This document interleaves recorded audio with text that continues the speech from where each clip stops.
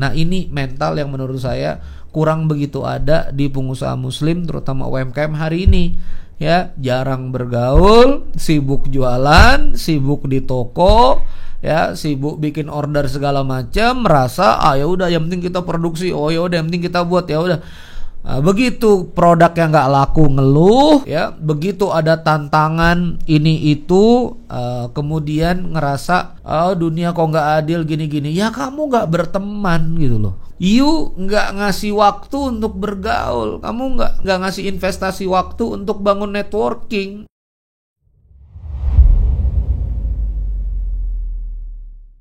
A'udzubillahi minasyaitonirrajim. Bismillahirrahmanirrahim. Assalamualaikum warahmatullahi wabarakatuh. Alhamdulillahirabbil alamin. Allahumma shalli ala sayidina Muhammad wa ala ali sayidina Muhammad. Wa qala rabbi shrah li sadri wa yassir li amri wahlul 'uqdatam min lisani yafqahu qawli. Rabbi anzilni munzalan mubarakan wa anta khairul munzilin. Shadaqallahul adzim.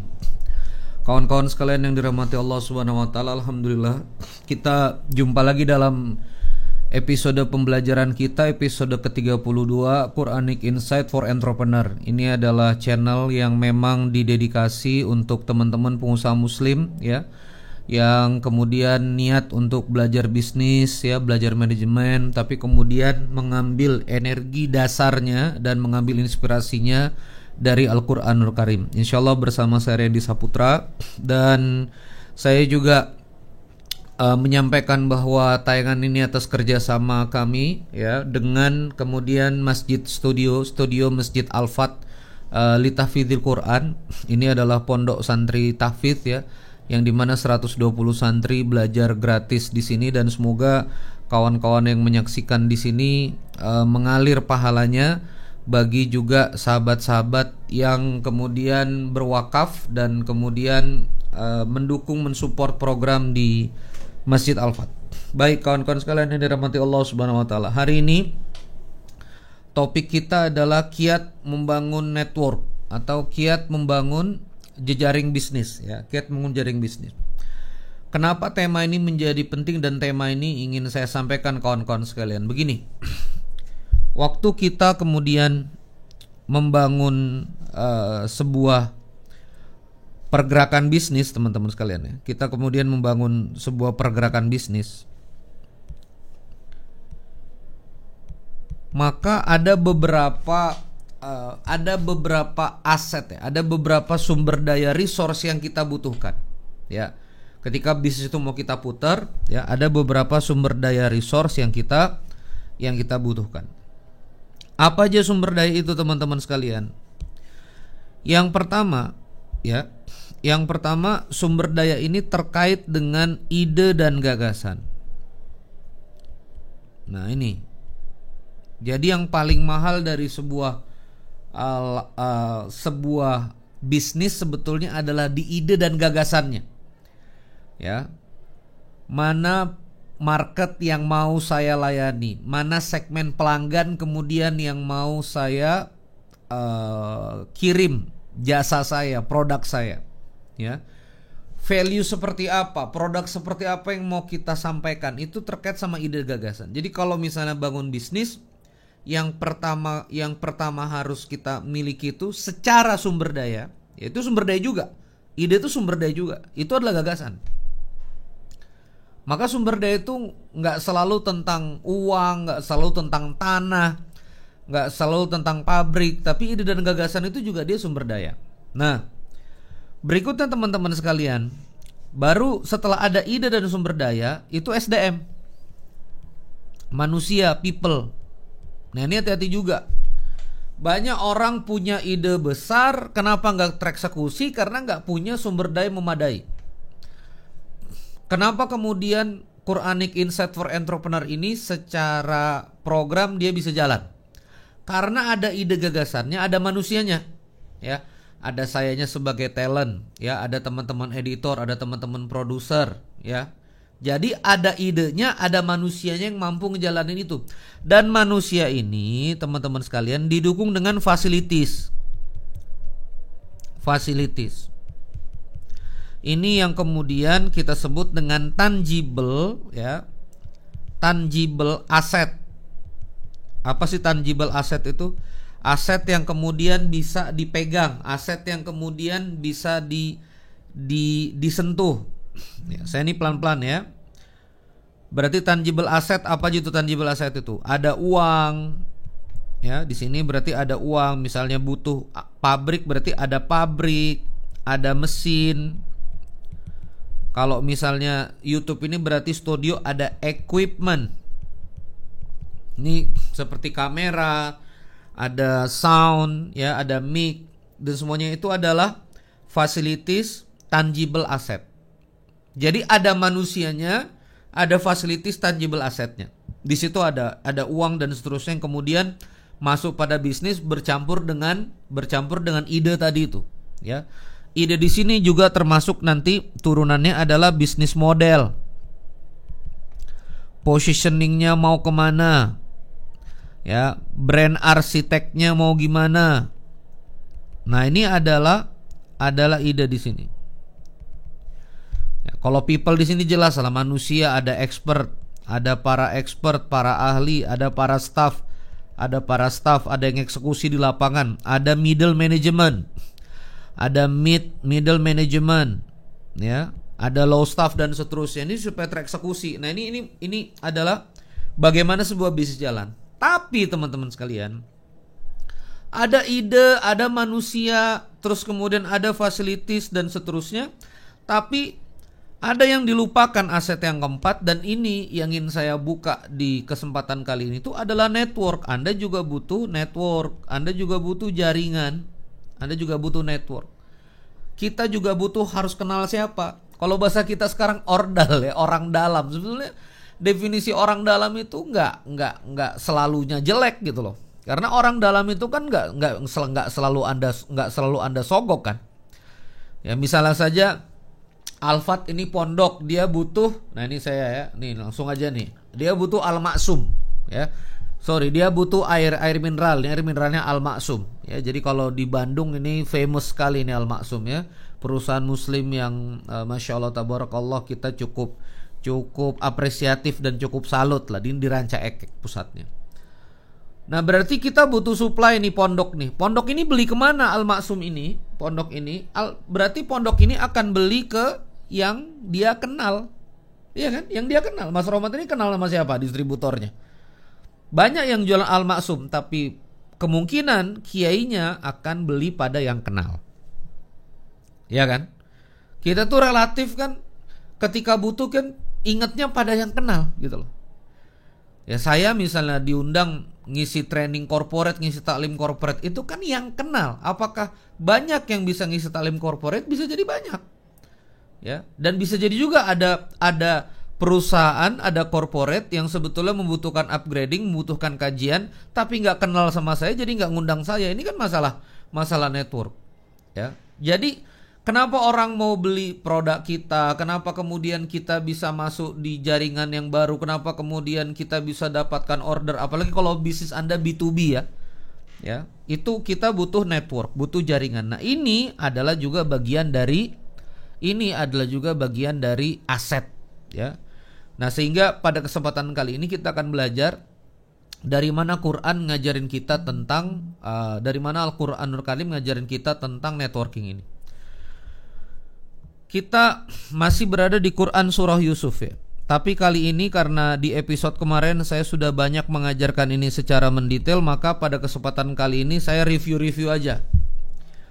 Jadi seperti teman-teman tahu, saya review nih ya, Quran surah Yusuf surah 12 dari ayat 36.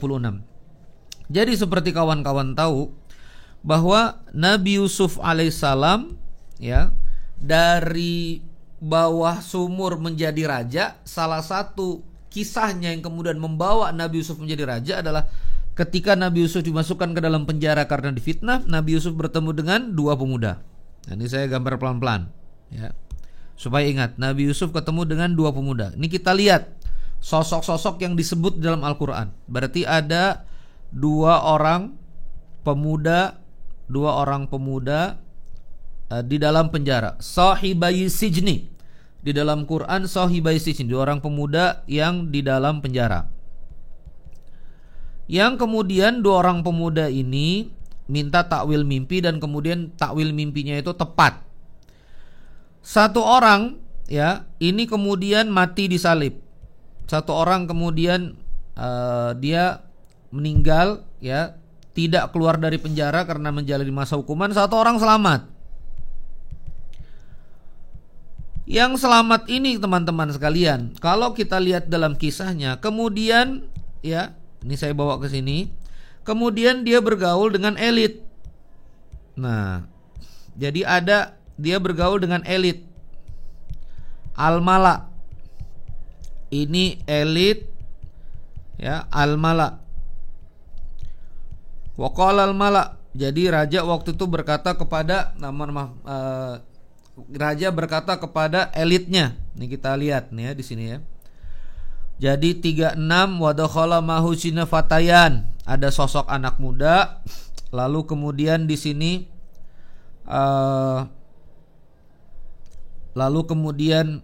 ya sahibai sini ini masih ngomong tentang anak muda. Nah, di sini baru raja. Ya, ada raja yang kemudian bermimpi juga. Bermimpi dan ditakwil. Di episode sebelumnya saya sudah menjelaskan. Nah, lalu di sini ya ayyuhal mala. Ya, bukan waqalal mala, mohon maaf. Ya ayyuhal mala. Wahai para elit. Jadi, setelah anak muda ada sosok para elit, lalu kemudian setelah para elit ini ada sosok rajanya tadi. Maaf, ada sosok ya, saya pakai warna yang lain. Nih, ada sosok raja, king. Ada sosok raja Mesir. Nah, Anda perhatikan ini ya, pemain-pemainnya. Anda perhatikan orang-orang yang disebut di kisah ini. Jadi yang selamat anak muda ini bergaul dengan elit, yang akhirnya ketika raja bermimpi, teman-teman sekalian, yang akhirnya ketika kemudian raja itu bermimpi terkait dengan problemnya dan bertanya kepada para elit nggak bisa jawab. Elit kemudian nanya kepada Fatan ini, kepada anak muda ini. Anak muda ini mohon maaf ngasih rekomendasi. Ini ada yang bisa mentakwilkan mimpi, namanya Yusuf alaihissalam. Nah, gitu kurang lebih ya. Maka kemudian raja ya, Nabi Yusuf alaihissalam kemudian bisa mengakses raja. Ya, kemudian Nabi Yusuf alaihissalam dipilih raja menjadi orang dekat, akhirnya jadi bendaharawan Mesir, menteri keuangan, dan akhirnya nanti menjadi raja Mesir. Maka kita lihat teman-teman sekalian, network yang ada itu yang pertama adalah orang lemah, lalu kemudian ada elit, lalu kemudian ada si raja ini. Nah, bagaimana kita membaca insight langsung dari ayat ini? Jadi gini teman-teman sekalian, Nabi Yusuf itu tidak akan bisa mengakses raja. Ya, ketetapannya nggak akan bisa kemudian bisa berkomunikasi kepada raja kalau memang Nabi Yusuf tidak melayani orang lemah terlebih dahulu. Nah, di sini insight dalam membangun bisnis teman-teman sekalian, ternyata networking pertama kali yang harus Anda perhatikan itulah networking untuk bantu orang-orang lemah. Ini insight yang kita kadang-kadang nggak paham. Ya, lo harusnya kalau bangun jejaring masa kita bangun jejaring sama duafa, masa kita harus bangun jejaring sama staff, masa kita harus bangun jejaring sama operator, misalnya gitu ya. Kan kita harusnya bangun jejaring sama yang punya uang, sama yang bisa main golf, sama yang bisa kemudian, bentar dulu. Kalau kita lihat dari Quranic insight ini, Nabi Yusuf tidak berkomunikasi langsung dengan raja at the beginning. Nabi Yusuf juga tidak berkomunikasi dengan al-mala, para elit, at the beginning. Nabi Yusuf dibukakan Allah jalan kemana? Ke orang lemah. Nabi Yusuf melayani, mentakwilkan mimpi mereka, sehingga mereka puas baru mereka ngomong. Nah, maksudnya di sini apa teman-teman sekalian? Saya ingin kita yang ngaji di Quranic Insight ini menghargai persahabatan dengan orang-orang yang mungkin dalam kacamata Anda orang-orang kecil.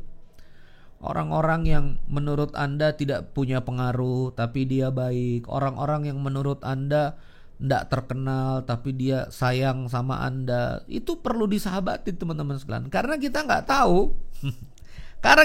tahu teman-temannya siapa di baliknya. Beneran ini. Loh, siapa yang sangka si anak muda yang selamat tadi kemudian memberi rekomendasi kepada raja. Ya. Nih lihat ya. Ya, wa qala alladziina naja minhuma. Nih langsung nih keluar. Ayat 45. dan berkata anak muda yang selamat itu, dan berkata yang selamat itu diantara keduanya, yaitu anak muda yang tadi di penjara itu, waddaqara ba'da ummatin ana unabbiukum bita'wilihi fa'arsilun. Wahai raja, ini ada orang yang bisa pandai takwilkan mimpi, utus aku ke dia. Terjadi rekomendasi. Siapa yang merekomendasikan ini? Yang merekomendasikan nih, yang merekomendasikan saya putar ini, salah satu yang selamat ini merekomendasikan kepada, nah perhatikan, sebetulnya nggak langsung kepada raja, yaitu kepada elit. Karena elit ditanya, nah rupanya si anak muda ini adalah dalam lingkaran yang dekat dengan si elit itu. Ya, jadi al-mala. Jadi ini harus kita pahami dulu. Nah maka kita harus punya gambaran tuh begini. Networking itu artinya menghargai persahabatan ke setiap orang. Saya pelan-pelan ya, menghargai persahabatan pada setiap orang. Kita baik pada setiap orang tanpa kita pilih-pilih. Ya, terutama apalagi orang-orang yang kemudian kita anggap atau bukan kita anggap ya, bahasanya di kacamata awam itu orang-orang yang lemah, orang-orang yang bisa jadi menurut Anda tidak punya pengaruh, tidak punya otoritas. Tapi kita nggak tahu temennya di baliknya siapa. Nah yang kedua, Anda bermasalah juga kalau misalnya hanya mau bergaul dengan yang lemah-lemah doang, misalnya kayak gitu. Wah saya bergaul aja dah sama yang ini, nggak punya duit sama kayak saya. Saya kalau di sana saya minder. Nah perhatikan nih, minder-minder nggak penting begini. Teman-teman saya harus sampaikan ya, nggak semua orang-orang yang kemudian menengah, maksudnya menengah atas, dia mohon maaf misalnya punya mobil, punya usaha, punya bisnis, itu anti bergaul dengan orang yang nggak punya duit. Itu nggak semua.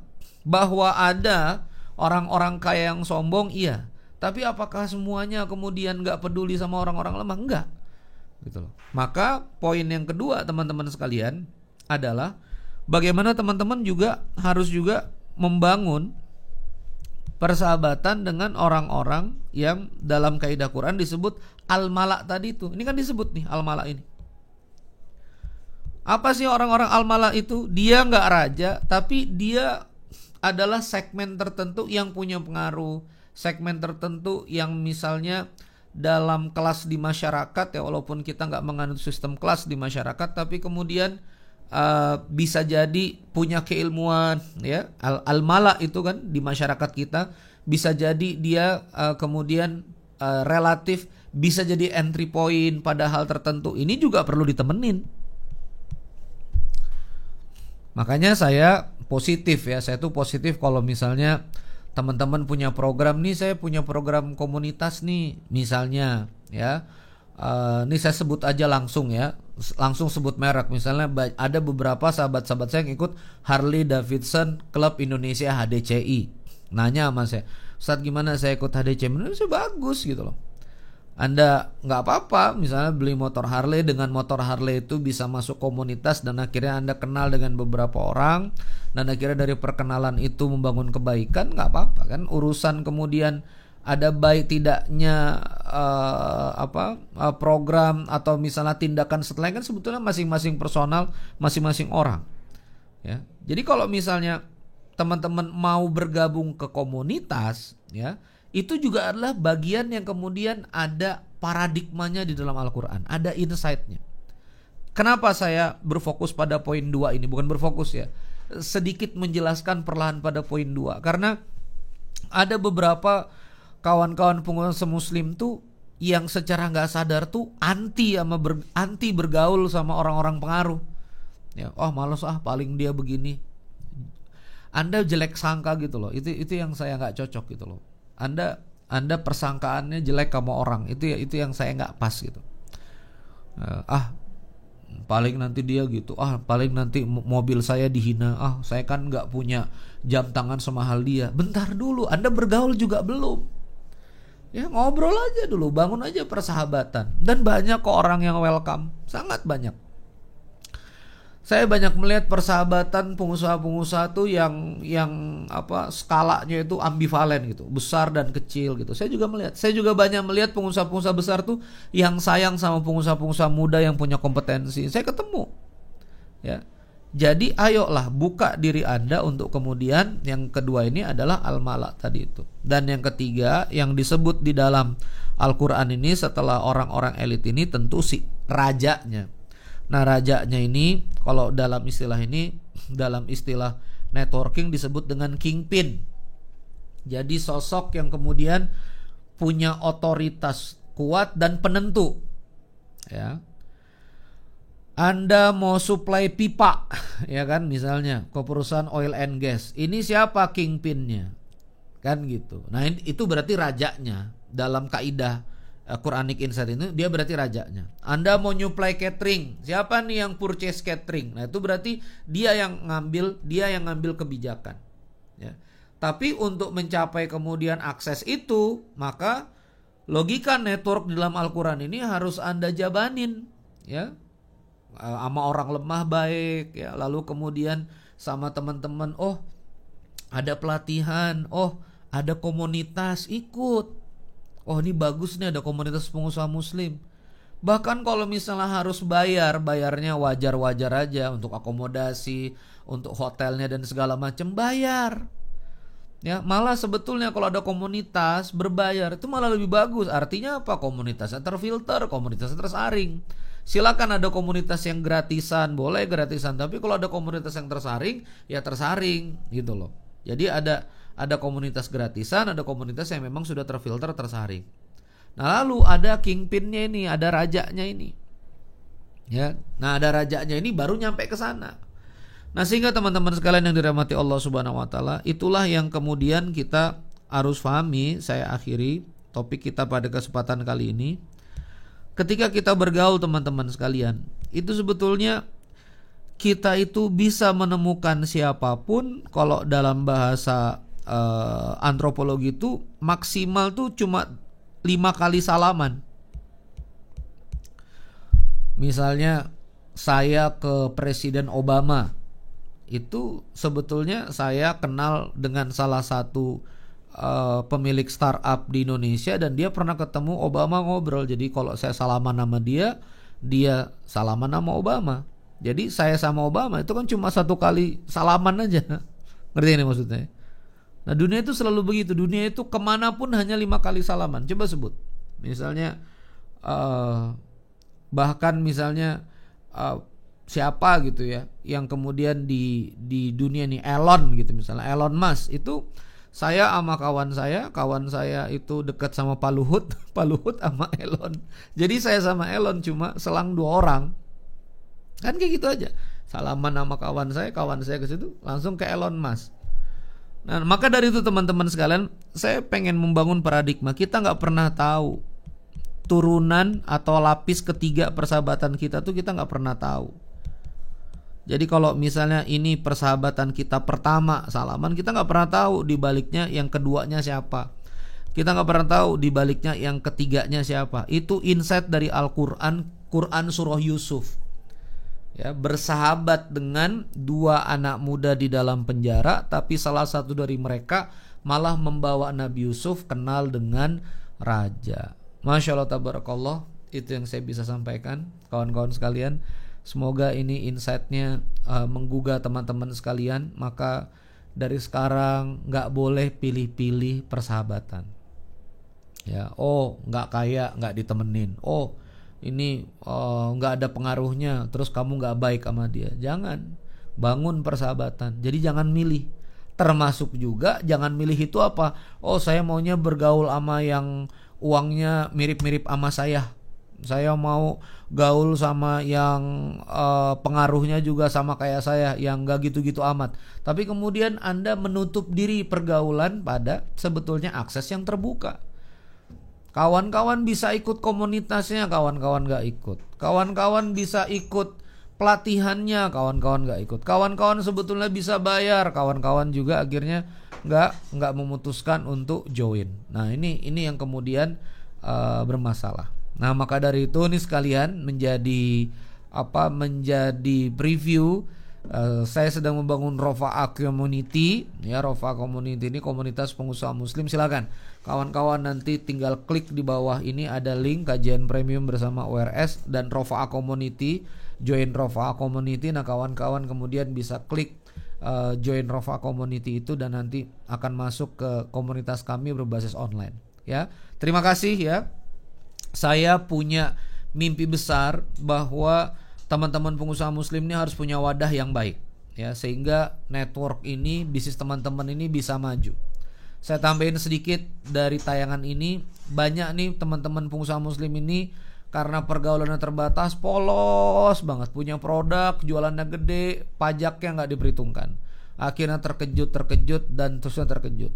Ada punya produk bagus, sekarang nggak pernah bergaul, hakinya nggak diurus, mereknya nggak didaftarin, ya. Ada kemudian bagus punya produk, ya, lalu kemudian ternyata legalnya nggak siap. Ada beberapa legal yang nggak siap, ya. Entah kemudian sertifikasi, entah kemudian kalau misalnya di kosmetik ada BP POM, kalau di produk konsumsi itu ada syarat-syarat legalitas yang harus dipenuhi. Saya tuh kalau ngelihat yang kayak gitu karena saya bergaul di teman-teman UMKM itu, saya tuh rasanya gini loh, kok bisa kamu nggak tahu gitu loh. Kok bisa sih Anda nggak tahu daftar merek? Itu kadang-kadang saya tuh bingung gitu loh. Kok bisa kamu nggak ngerti pajak badan? Kok kamu nggak ngerti ya kalau di atas 4,8 miliar kamu terbukti punya sales selama setahun, ya itu udah masuk perusahaan kena pajak, udah masuk PKP gitu loh. Sementara lawan transaksi beli bahan bakunya ada PKP-nya, ada perusahaan kena pajaknya, terus kemudian kok kamu nggak ngerapiin dan nggak melakukan perencanaan ini sedari awal? Kurang pergaulan, kurang networking, dan itu menurut saya kasihan banget gitu. Nah, saya memahami bahwa tidak semua pengusaha itu meniti pendidikan yang misalnya meniti program bisnis, lalu misalnya workshop bisnis yang kemudian teratur. Oke lah kita nggak sekolah, friend. Oke kita nggak sekolah, it's okay lah. Kalau kita nggak sekolah bisnis, kita nggak ngerti bisnis secara teknikal, oke. Cuma please bergaul. Ya, saya serius banget di episode 32 ini. Ya, ada banyak ya. Saya banyak kenal. Ada pernah kami buat ada Musinin Club, ya. Lalu kemudian sekarang Pak Catur ada Rim FM, Rizkun Karim Friday Meeting. Lalu kalau misalnya kawan-kawan yang platform komunitas, ada Tangan di Atas, ada Indonesian Islamic Business Forum, ada SBC, SBC-nya Mas Ridwan Abadi, ada Scale Up Rizkinya Kiai EN, dan banyak lagi beberapa entitas yang gak bisa saya sebut. Ayo ikut, you cocok sama yang mana, ikut. Ya, jangan diem, nutup diri gitu loh. Jangan kemudian wah udahlah ngapain sih saya gaul. Jangan kayak gitu, ikut ya. Join ya, bergaul pelan-pelan, ngelihat. Kalau saya udah tahu, ada yang saya tahu, orang lain gak tahu, tapi pastinya lebih banyak ada yang saya gak tahu, orang lain tahu. Itu setting kehidupan saya sekarang. Ya, ini kan kalau terus-terusan bicara begini, apalagi dibilangin mentor segala macam, kadang-kadang kita suka sok tahu. Kalau saya selalu merasa sangat banyak yang kita tuh nggak tahu. Ya, kalau saya ngisi ke talim corporate atau saya ngisi ke perusahaan, itu pasti saya banyak mendengar dulu lebih banyak. Kenapa? Karena saya masuk ke sebetulnya entitas yang saya nggak tahu banyak gitu. Saya perlu belajar, saya perlu dengar gitu. Nah, ini mental yang menurut saya kurang begitu ada di pengusaha muslim, terutama UMKM hari ini. Ya, jarang bergaul, sibuk jualan, sibuk di toko, ya, sibuk bikin order segala macam, merasa ya udah yang penting kita produksi, ya udah yang penting kita buat, ya udah. Nah, begitu produk yang nggak laku ngeluh, ya, begitu ada tantangan ini itu, kemudian ngerasa dunia kok nggak adil gini-gini. Ya kamu nggak berteman gitu loh. You nggak ngasih waktu untuk bergaul, kamu nggak ngasih investasi waktu untuk bangun networking. Ya gimana mau cari SDM yang bagus, orang bergaul aja enggak. Gimana mau ketemu terbukanya pasar, orang jalan-jalan aja nggak pernah. Padahal Quran ngomong fa'tasiru fil ard, ya, berkelanalah kamu di muka bumi ini gitu. Oke ya, udah mau 30 menit nih. Saya target nggak lebih dari 30 menit. Terima kasih. Sampai jumpa di episode berikutnya. Saya ngajak join ke Rofa Community, ngajak juga kawan-kawan untuk kontribusi ke Masjid Alfa. Thank you, terima kasih. Wassalamualaikum warahmatullahi wabarakatuh.